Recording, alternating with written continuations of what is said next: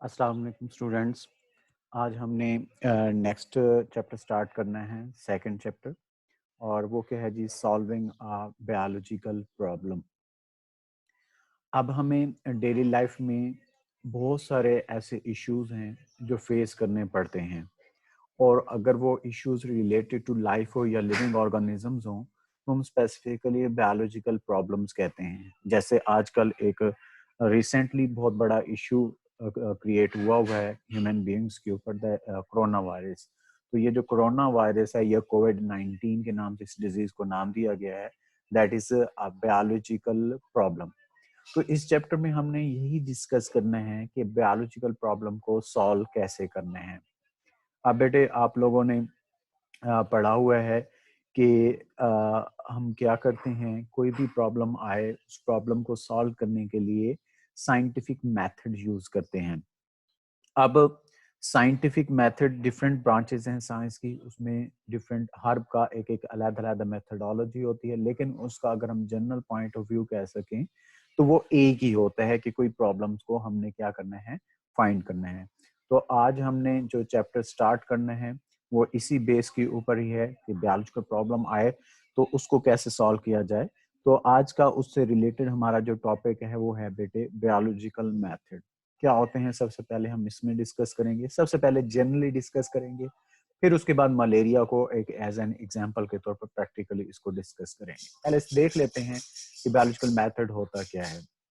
अब अभी मैंने आपको बताया कि बहुत सारे क्वेश्चंस हैं that are about living things, वो हमें प्रॉब्लम्स जो प्रोवाइड की जाती हैं उनके बारे में इन्वेस्टिगेट करने के बारे में, ताकि इन्वेस्टिगेट किया जा सके उन प्रॉब्लम को सॉल्व किया जा सके, ताकि हम इस प्लेनेट ऑफ अर्थ के ऊपर अपना सर्वाइवल भी कर सकें और अपनी विश के अकॉर्डिंगली उसको सेटिस्फाई भी हो सकें। जैसे आजकल कोविड-19 फैली हुई है या कोरोना वायरस फैला हुआ है, इसको हमने किस तरह से निकलना है ताकि आगे फ्यूचर में हम अपनी विश के अकॉर्डिंगली रह सकें। जैसे आजकल है जी, मार्केट्स बंद हैं, ओवरऑल हर जगह ब्लॉकेज है, रोड सॉरी मार्केट्स बंद हो चुकी हैं। कहीं बाहर जाना है तो मास्क पहन के जाना है, सैनिटाइजर का यूज करना है, हैंड वॉश करने हैं। ये हम अपनी विश के अकॉर्डिंगली नहीं रह रहे हैं, अपनी डिजायर को सेटिस्फाई नहीं कर रहे हैं, मार्केट से कोई चीज नहीं ला सकते हैं। तो जैसे अभी रमजान का सीजन है तो आगे ईद आने वाली है, तो पहले होता था अभी तक लोगों ने शॉपिंग शॉपिंग कर भी हो रही होती थी, अभी तो नाम ही नहीं है। तो ऐसे इसके लिए फिर जरूरी है कि इस क्वेश्चन को, जो प्रॉब्लम है सॉरी, इसको एड्रेस करके इसको सॉल्व करने की आगे क्या की जाए, कोशिश की जाए, ताकि हम अपने आप को सर्वाइव भी कर सकें और अपने डिजायर के अकॉर्डिंगली इस दुनिया में रह भी सके। फिर इसके लिए क्या किया जाता है, एक साइंटिफिक मेथड यूज किया जाता है जिसमें as such problems mean biological problems are solved. उस मेथड को क्या नाम दिया जाता है, that is known as biological method. अब what is the importance of biological method, अगर हम हिस्ट्री से देखें बायोलॉजिकल मेथड को, it comprises the steps of biologist to adopt in order to solve the biological problem। सबसे बड़ा फायदा यही है कि इसके अंदर ऐसे स्टेप्स हैं जिनको फॉलो करके या जिनको अडॉप्ट करके कोई भी बायोलॉजिस्ट है, एक अच्छा बायोलॉजिस्ट प्रॉब्लम को सॉल्व करने की क्या करता है, कोशिश करता है।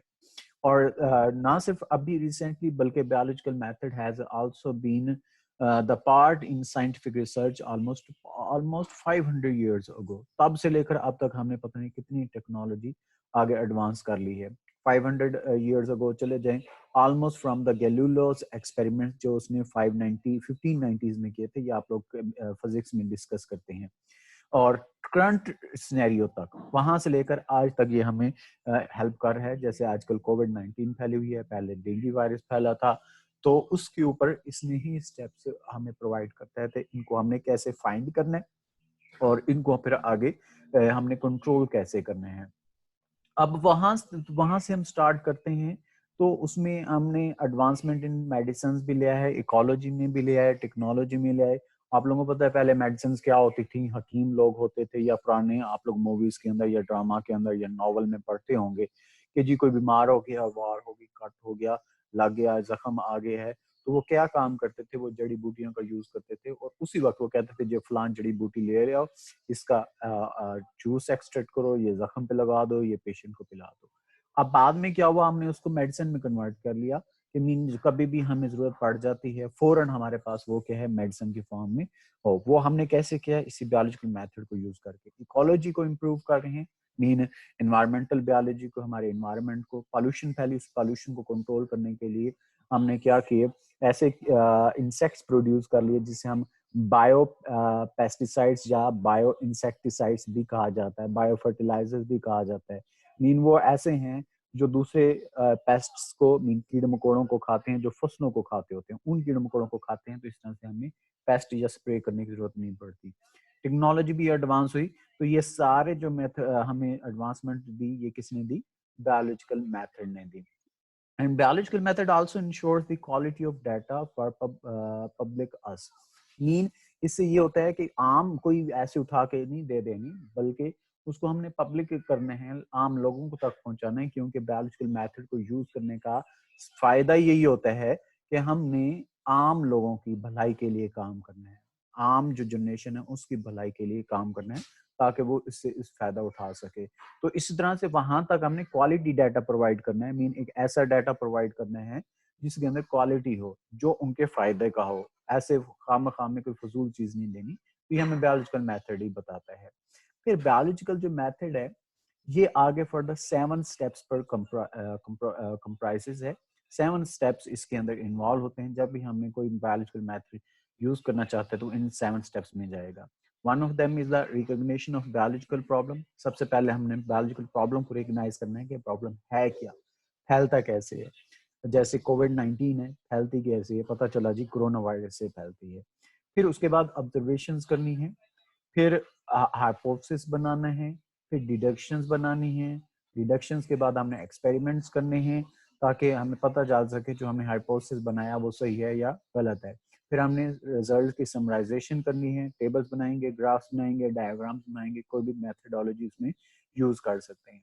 और लास्ट पे क्या है, उस रिजल्ट्स को रिपोर्ट करना है ताकि आम लोगों तक पहुंच सके। इन्हीं को हम डिस्कस करेंगे कि क्या क्या है। बेटे सबसे पहला जो स्टेप है वो क्या है, रिकग्निशन ऑफ बायोलॉजिकल प्रॉब्लम।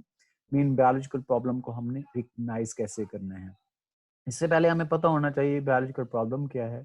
अब होता क्या है कि बायोलॉजिस्ट इसके लिए क्या करते हैं, जैसे मेथडोलॉजी या बायोलॉजिकल मेथड अडॉप्ट करते हैं, सबसे पहले वो क्या काम करते हैं, बायोलॉजिकल प्रॉब्लम को इनकाउंटर करते हैं। मीन बायोलॉजिकल प्रॉब्लम को अंडरस्टैंड करने की कोशिश करते हैं। अब बायोलॉजिकल प्रॉब्लम है क्या? A biological problem क्या है? It is a question related to the living organism that is either asked by someone or comes in biologist mind by himself. इसमें दो चीजें हैं, या तो बायोलॉजिस्ट के माइंड में फर्स्ट टाइम आता है, खुद ब खुद आ जाता है, या उससे कोई आके पूछता है। जैसे आजकल इसी की करंटली डिजीज की ले लेते हैं, कोविड-19 है, मीन कोरोना वायरस है। अब फर्स्ट जो पेशेंट गया होना है कोरोना वायरस के लिए, उसमें दो चीजें हो सकती हैं। पहले शायद हो सकता है उसे टेम्परेचर हो, फीवर हो, फ्लू हो, तो डॉक्टर ने फ्लू समझ के उसकी ट्रीटमेंट कर दी हो। लेकिन जब वो घर गया या उसके सिचुएशन फैलना शुरू हो गई, उससे दूसरे लोगों को फैलना शुरू हो गया, तो फिर वो डॉक्टर के पास गया, भाई ये तो दूसरे लोगों को भी फैल रहा है, मुझे भी है, मुझे भी आराम नहीं आ रहा, मेरे सांस में मसला हो रहा है, ये है वो है। तो that is asked by someone. तो फिर उस डॉक्टर के माइंड में खुद आ जाएगा, there is something else and that may be a new disease. या it can also comes in biologist mind by himself. जब उसकी ट्रीटमेंट कर रहा हो सकता है उसका उसने ब्लड टेस्ट करवाया हो, जब ब्लड टेस्ट करवाया होगा उसमें रिपोर्ट आई होनी है, वो वायरस नजर आया होना है।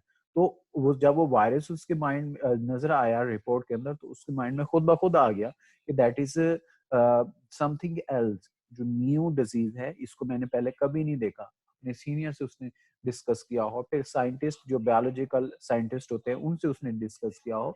तो मीन ये कोई भी प्रॉब्लम है, एनी हाउ कोई भी प्रॉब्लम बायोलॉजिकल प्रॉब्लम है, एक ऐसा क्वेश्चन होता है जो लिविंग ऑर्गेनिज्म से रिलेटेड होता है। आता कैसे है?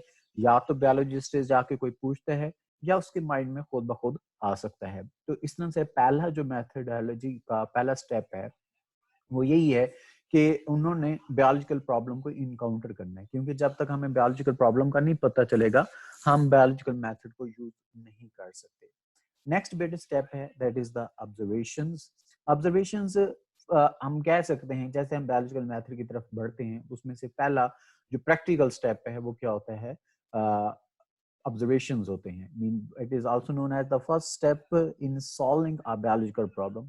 इसके लिए क्या है कि दो चीजें हो सकती हैं कि बायोलॉजिस्ट में कॉल प्रीवियस ऑब्जर्वेशंस, जैसे कुछ ऐसे प्रॉब्लम्स होते हैं जो पहले से किए जा सकते हैं। जैसे चार्ल्स डार्विन ने थ्योरी ऑफ एवोल्यूशन दी, तो थ्योरी ऑफ एवोल्यूशन के लिए उसने दो चीजें यूज की। एक तो उसने ऑन हिज मैजिस्ट्री के ऊपर, मीन HMS के ऊपर 8 ईयर उसने वॉयज किया, मीन समंदर के ऊपर ट्रैवल किया, डिफरेंट आइलैंड्स भी डिस्कवर किए, वहां पे एनिमल्स भी डिस्कवर किए, उनके करैक्टरिस्टिक्स भी देखे।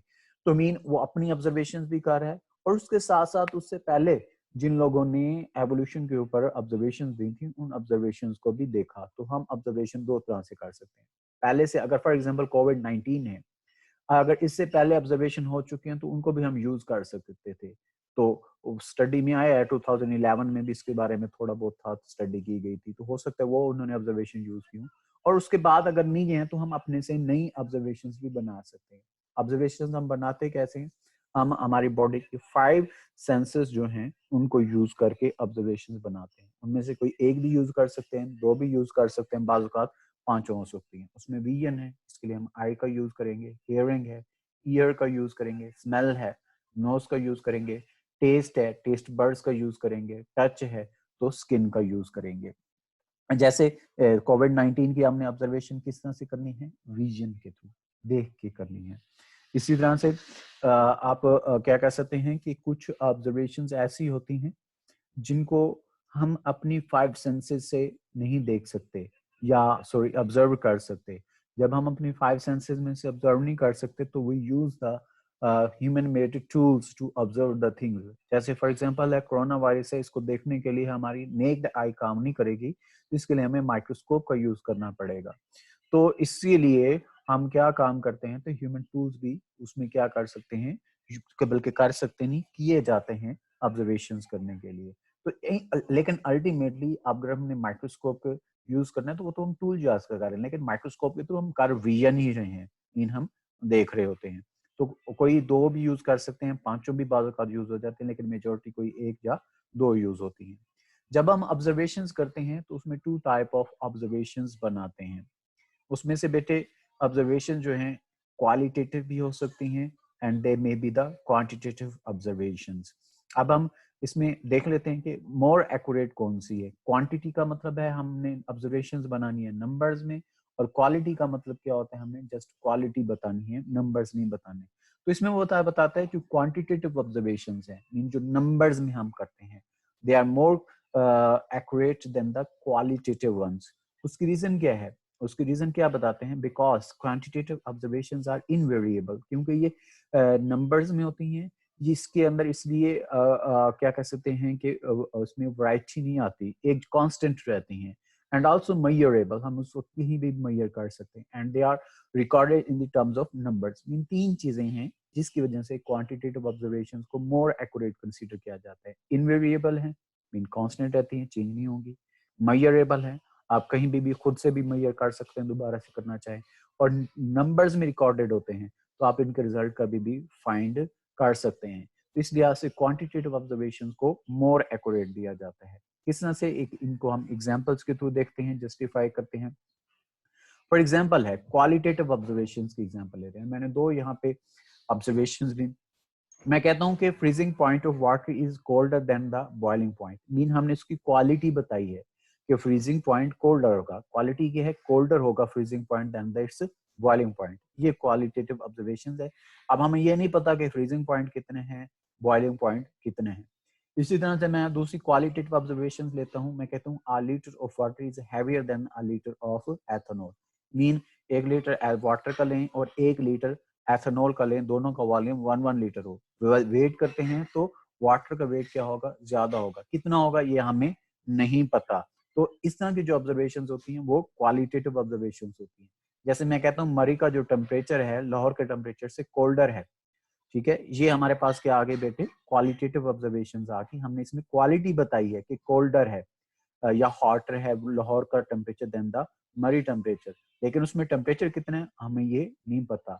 होता ये है कि जो साइंस है उसके अंदर ये जो वेरिएबल थिंग्स हैं वो मायने नहीं रखती, बल्कि वो कंफ्यूजन क्रिएट करती हैं। तो साइंस में ऐसी चीजें होनी चाहिए जो इनवेरिएबल हों। क्वालिटेटिव ऑब्जर्वेशन ऑलवेज वेरिएबल हो सकती हैं, तो इसलिए क्वांटिटेटिव ऑब्जर्वेशन की तरफ आती हैं इन्हीं को। अब वहां पे हमने कहा था कि फ्रीजिंग पॉइंट जो है वाटर का कोल्डर है देन बॉइलिंग पॉइंट में। क्वांटिटेटिव ऑब्जर्वेशन में अगर सेम ऑब्जर्वेशन हम कहेंगे, हमें पता चलेगा कि फ्रीजिंग पॉइंट ऑफ वाटर जो है वो कितना है जी, 0 सेल्सियस सेंटीग्रेड है, और इसका बॉइलिंग पॉइंट कितना होता है, 100 सेल्सियस सेंटीग्रेड है। तो हमें पता चल जाएगा कि ये नंबर्स हैं और ये इनवेरिएबल हैं।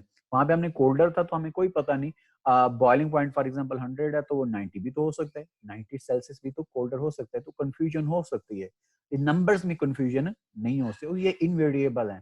आप फ्रीजिंग पॉइंट वाटर का ले लें, कोई भी वाटर ले लें, कहीं से भी वाटर ले लें, प्योर वाटर होना चाहिए खासतौर पे स्पेशली, तो उसका टेम्परेचर कितना रहेगा फ्रीजिंग पॉइंट का, 0 सेल्सियस सेंटीग्रेड, और बॉइलिंग पॉइंट कितना होगा, 100 सेल्सियस सेंटीग्रेड होगा। इसी तरह दूसरी जो हमने ऑब्जर्वेशन ली थी कि 1 लीटर अगर हम वाटर का लें उसका 1000 ग्राम वेट होता है, और इस तरह 1 लीटर अगर हम एथेनॉल का लें उसका वेट कितना होता है, 789 ग्राम्स होता है। तो मीन नंबर्स आ गए। अब मजे की बात यह है, क्वांटिटेटिव ऑब्जर्वेशन से हम क्वालिटेटिव ऑब्जर्वेशन भी निकाल सकते हैं। हमें पता है कि 0 सेल्सियस जो है 100 सेल्सियस से कोल्डर होगा, 1000 ग्राम जो है वो 789 ग्राम से क्या होगा, हैवियर होगा, तो वो भी फाइंड की जा सकती है। तो क्वांटिटेटिव ऑब्जर्वेशन को क्यों मोर एक्यूरेट किया जाता है, कंसीडर किया जाता है, उसकी रीजन यही है कि they are invariable and measurable है, और इनको हम terms in the number, in terms of numbers हम क्या कर सकते हैं, फाइंड कर सकते हैं। इसके बाद बेटे नेक्स्ट स्टेप की तरफ आते हैं, that is the hypothesis formulation. Hypothesis क्या है, पहले उसी को देख लेते हैं। हम जो ऑब्जर्वेशंस करते हैं वो होती हैं चंक्स में, मीन पार्ट्स में होती हैं। जैसे मैं आप लोगों को एक प्रोजेक्ट दे देता हूँ कि आप लोगों ने अपनी सराउंडिंग्स में ड्रग एडिक्ट्स फाइंड करने हैं, नशे फाइंड करने हैं, और वो किस तरह से नशा करते हैं, क्या वो ओरली ले रहे हैं, क्या वो इंजेक्शन के थ्रू ले रहे हैं, या सिगरेट की फॉर्म ले रहे हैं, मीन स्मोक कर रहे हैं, या स्मेल कर रहे हैं। तो आप लोगों ने ये फाइंडिंग करनी है। मैं आप लोगों के ग्रुप्स बना देता हूँ, जी हफ्सा आपने अपने एरिया में फाइंड करना है, जी सुकाइना आपने अपने एरिया में फाइंड करना है, जी हमजा आपने अपने एरिया में फाइंड करना है, अनीजा आपने अपने एरिया में फाइंड करना है। तो ये 4-5 बच्चों को मैं क्या दे देता हूँ, ये प्रोजेक्ट दे देता हूँ।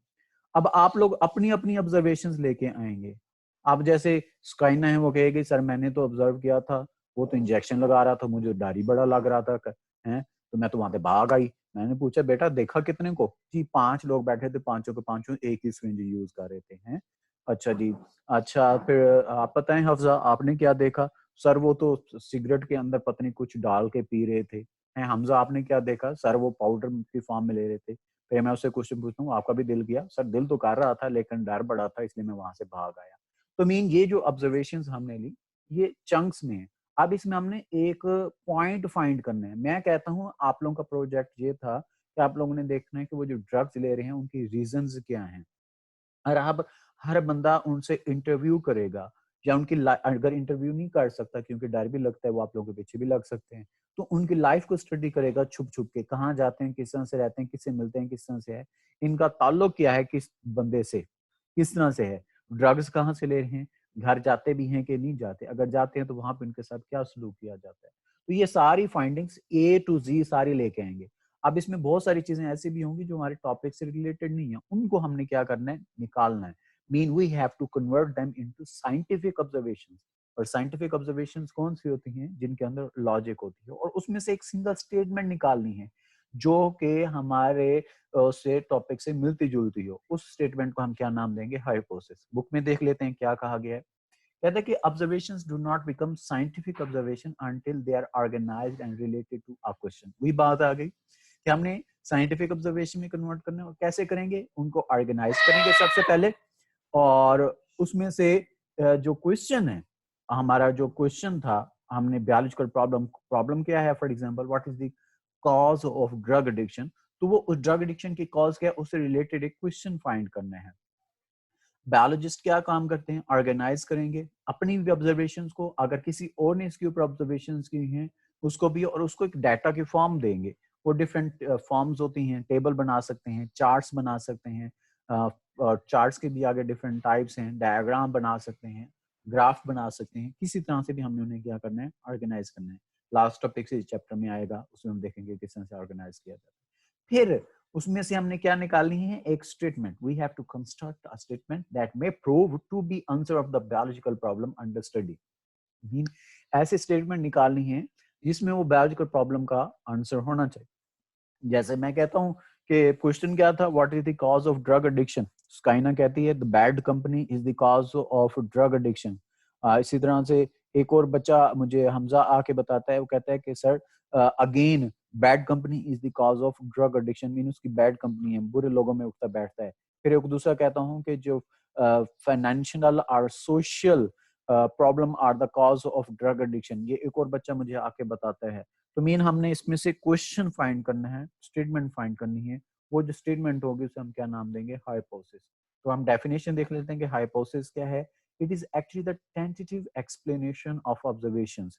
मीन हमने जो ऑब्जर्वेशंस दी उसका जो टेंटेटिव आइडिया, टेंटेटिव मीन एक फर्ज किया हुआ, मीन अभी हमने उसे प्रूव नहीं कर पाए हैं लेकिन अब जाके प्रूव करना है, लेकिन उसके अंदर कोई लॉजिक हो, लॉजिकल लेकिन फर्ज किया हुआ आइडिया. तो वो जो tentative explanation of observations, mean वो हमने एक्सप्लेनेशन कहाँ से लेनी है, ऑब्जर्वेशंस लेनी है.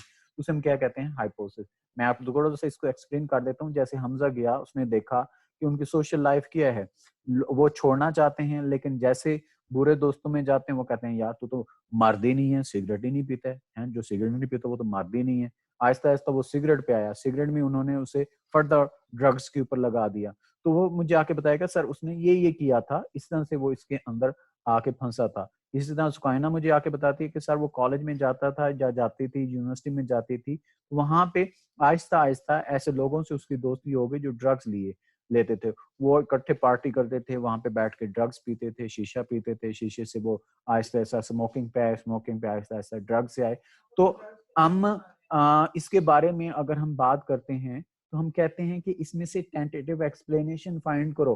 तो हम क्या कहते हैं, अब ये तो बहुत बड़ी ऑब्जर्वेशंस हैं, इसके साथ और भी बहुत ज्यादा होंगी. तो हम एक जैसे अनीजा को ले लेते हैं. वो कहते हैं कि जी सर वो तो सोशल लाइफ उसकी सही नहीं थी, घर से निकल आया, या कोविड-19 की वजह से घर लॉकडाउन था, लॉकडाउन की वजह से घर में फाइनेंशियल प्रॉब्लम आ रहे थे, लड़ाइयाँ हो रही थी, तो घर से बाहर गया, अपने आप को सुकून पहुंचाने के लिए उसने ड्रग्स लेने. एक दफा उसे किसी ने ड्रग्स दी, किसी बंदे ने. कहता है कि क्यों परेशान हो जी, ये है. वो कहता है ये दवाई पियो, दवाई पियोगे तो सही हो जाएगा. उसने एक दफा ली, उसे नहीं पता था ये मेडिसिन नहीं है, ड्रग है. उसने ड्रग ली तो उसके दिल को सुकून आना शुरू हो गया, माइंड को. उसने दोबारा फाइंड की, फिर दोबारा फाइंड की, फिर उसका वो क्या हो गया, एडिक्ट हो गया. तो मीन हमारे पास ये different logics I, different explanation I, इसमें से हमने टेंटेटिव फाइंड करनी है. हम कहते हैं कि जी इसमें से टेंटेटिव एक्सप्लेनेशन क्या कहते हैं जी, ओवरऑल को देखते हैं तो पता चलता है कि बैड कंपनी है. अब बुरी सोबत में चले गए थे, किसी भी प्रॉब्लम की वजह से, खुशी से या प्रॉब्लम की वजह से बैड कंपनी में चले गए, तो हम कहेंगे bad company is the cause of drug addiction. तो ये उसमें से क्या निकालेंगे, टेंटेटिव एक्सप्लेनेशन. इसको हम क्या कहते हैं, हाइपोथेसिस. हाइपोथेसिस का मतलब होता है फर्ज कर लेना, लेकिन टेंटेटिव आइडिया होना चाहिए. It may be defined as a proposition that might be true. Mean हमने एक ऐसी प्रोपोजिशन देनी है कि जो क्या हो सकती है बेटे, ट्रू भी हो सकती है. जरूरी नहीं है वो क्या हो, ट्रू भी हो सकता है रॉन्ग भी हो, लेकिन हम कंसीडर कर लेते हैं वो ट्रू हो. रॉन्ग और ट्रू का कब पता चलता है, जब हम एक्सपेरिमेंट में जाते हैं. तो ये नेक्स्ट आ जाता है. फिर इसके बाद नेक्स्ट है जी, what are the characteristics of a hypothesis. एक हाइपोथेसिस जब बना रहे हैं उसके क्या कैरेक्टरिस्टिक्स होने चाहिए. तो उसमें अगर हम कैरेक्टरिस्टिक्स में बेटे अगर हम जाते हैं तो it should be a general statement. शुरू में मैंने आपको बताया, ज़हन में रखना कि जब भी हम कोई बायोलॉजिकल मेथड यूज करते हैं, आम लोगों के फायदे के लिए यूज करते हैं. रिसर्चर्स जितने भी करते हैं अपने डिग्री लेने के लिए नहीं करते, अपने आप को स्कॉलर साबित करने के लिए नहीं करते, बल्कि इसलिए ताकि आम लोगों को इसका फायदा हो. तो उन्हीं की लैंग्वेज में हमने बात करनी है, तो इसलिए जनरल स्टेटमेंट हो ताकि इसको अंडरस्टैंड, कोई भी मेरे जैसा अनपढ़ भी अगर पढ़े तो उसे समझ आ जानी चाहिए कि क्या लिखा हुआ है. And it should be a tentative idea. वो मैंने आपको बता दी है शुरू में कि ये क्या होना चाहिए, टेंटेटिव आइडिया. ऐसे बैठे बैठे नहीं छोड़ देनी जी, कोविड-19 is due to the climate of Mars, और जो कोरोना वायरस है जी चाइना ने फैला दिया या अमेरिका ने फैला दिया. ये लॉजिक नहीं है, ये टेंटेटिव आइडिया नहीं है. इसके अंदर बेटे क्या होना चाहिए, जिसके अंदर कोई थोड़ी बहुत लॉजिक भी हो. अगर आप बात करें आपके पास प्रूफ भी होने चाहिए. तो it should be a tentative idea. उसके बाद it should agree with available observation. जैसे हमने अभी एक बनाई थी कि bad company is the cause of drug addiction, तो इसको हम देखते हैं कि हर जगह कहीं ना कहीं डायरेक्टली और इनडायरेक्टली बैड कंपनी इन्वॉल्व है। तो वो अवेलेबल ऑब्जर्वेशन से भी हो। अब मैं हम ऑब्जर्वेशन हमारी ये हैं कि बैड कंपनी लोग बुरे लोगों में मिल रहा है, और कॉज क्या बता देते हैं, हमजा वगैरह लोग बता देते हैं कि जी कॉज क्या जी, सर आसिफ ने मारा था, इसकी वजह से जाके मैंने ड्रग्स ले ली, तो जो पनिशमेंट ऑफ सर आसिफ है that is the cause of drug addiction. तो ऐसा नहीं, मीन उसके अंदर लॉजिक होनी चाहिए, और हमने जो ऑब्जर्वेशंस बनाई उस ऑब्जर्वेशंस के अकॉर्डिंगली होनी चाहिए। तो थर्ड पॉइंट क्या है, it should agree with available observations. फिर it should be kept simple as possible, mean statement की हम बात कर रहे हैं कि सिंपल लैंग्वेज यूज करनी है, कॉम्प्लेक्स सेंटेंस नहीं यूज करना, कंपाउंड सेंटेंस नहीं यूज करना। अब मुझे इंग्लिश आती नहीं इतनी कि कंपाउंड और कॉम्प्लेक्स आप लोगों को समझा सकूं, हम सिर्फ इतनी बात कर सकते हैं कि सिंपल सेंटेंस होना चाहिए। ठीक है, सिंपल सेंटेंस का मतलब यहाँ पे क्या है, एक स्टेटमेंट हो और वोकैबुलरी उसकी जितनी हो सके मिनिमम से मिनिमम सिंपल रखनी चाहिए, और कॉम्प्लेक्स नहीं, मीन अपनी अंग्रेजी नहीं झाड़नी है उसके अंदर, या अपने आप को वहां पे फिलोसफर नहीं बताना जी मैं इतना पढ़ा हुआ हूँ, मैंने जी एमफिल किया हुआ है, मैंने पीएचडी की हुई है, चाहे वो मेरे जैसा मैट्रिक फेल ही बंदा। तो so it should be kept simple as possible. मैंने आपको रीजन बता दिया क्यों, ताकि आम लोग इस चीज को क्या कर सके, अंडरस्टैंड कर सके। And then it should be testable and potentially falsifiable. दो चीजें हैं, आप लोगों ने जो स्टेटमेंट बताई या हाइपोथेसिस बनाया उसको टेस्ट भी किया जा सके, क्योंकि जब तक हम एक्सपेरिमेंट नहीं करेंगे, एक्सपेरिमेंट से हमें नहीं पता चलेगा कि ये हाइपोथेसिस ट्रू है या फॉल्स है। तो उसके लिए जरूरी है कि हम ऐसा करें जो एक्सपेरिमेंटल हो, मीन जिसको टेस्ट भी किया जा सके। जैसे आप लोग कहते हैं जी कोविड-19 is due to the climate of Mars, तो वो कौन टेस्ट जाके करे, तो ये टेस्टेबल ही नहीं है, तो ये गलत हो, उसी वक्त ही रॉन्ग हो जाएगा। एंड पोटेंशियली फॉल्सिबल, इसका क्या मतलब है, हम तो करने जा रहे हैं कि उसको सही साबित करने के लिए। पोटेंशियली फॉल्सिबल का क्या मतलब है, मैं आप लोगों ने कोई रिसर्च दी, आप लोग जैसे रिसर्च देते हैं sir bad company is the cause of drug addiction, मैं कहता हूँ मैं नहीं मानता। ठीक है, होता है ऐसे, बहुत सारे लोग नहीं मानते हैं। जैसे मैंने आप लोगों को कोविड-19 की एक रिसर्च बताई थी कि जापान ने या पता नहीं फ्रांस ने एक रिसर्च की थी कि सनलाइट की जो रेडिएशन है they can destroy the virus, mean जो कोरोना वायरस है, तो उसके ऊपर फौरन ऑब्जेक्ट आ गए कि भाई जी उन्होंने तो लैब के अंदर एक्सपेरिमेंट किया ना, लैब में सनलाइट तो लेके नहीं गए होंगे, उसकी जो रेडिएशन यूज की क्या वो सनलाइट की रेडिएशन की इक्वल थी कि नहीं थी। मीन वो क्वेश्चन आ गया, रेज आ गया, वो कहते हैं हम नहीं मानते हैं। तो नहीं मानते हैं तो हम कहेंगे लो जी एक्सपेरिमेंट से प्रूव कर दो, इसको कहते हैं पोटेंशियली फॉल्सिबल। अगर मैं अगर उसको गलत साबित करना चाहूं तो अपने एक्सपेरिमेंट से उसको क्या कर सकूं, रॉन्ग करने की कोशिश कर सकूं, वो अलग बात है, वो हो या ना हो, दोनों चीजें होनी चाहिए। उसको ट्रू साबित करने के लिए भी एक्सपेरिमेंट डिजाइन किए जा सके, उसको गलत साबित करने के लिए भी क्या किया जा सके, एक्सपेरिमेंट्स क्या किए जा सके, डिजाइन किए जा सकते हैं। तो अभी तक हमने 3 स्टेप्स डिस्कस किए।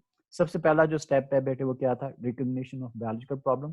सबसे पहला काम यही होता है बायोलॉजिस्ट का कि बायोलॉजी प्रॉब्लम को इनकाउंटर करना, मीन उसे अंडरस्टैंड करना, उसको फाइंड करना, फिर उसी के अकॉर्डिंगली उसके ऑब्जर्वेशंस बनाना, ऑब्जर्वेशंस के अकॉर्डिंगली उसके अकॉर्डिंगली क्या करना, हाइपोथेसिस बनाना, और उसके अंदर ये आ गया। आज बेटे हमारे लिए आज का टॉपिक इतना ही है, बाकी जो रिमेनिंग हैं वो कल इंशाल्लाह डिस्कस करेंगे, मीन आने वाले जो नेक्स्ट लेक्चर है, क्योंकि हमारे पास टाइम शॉर्ट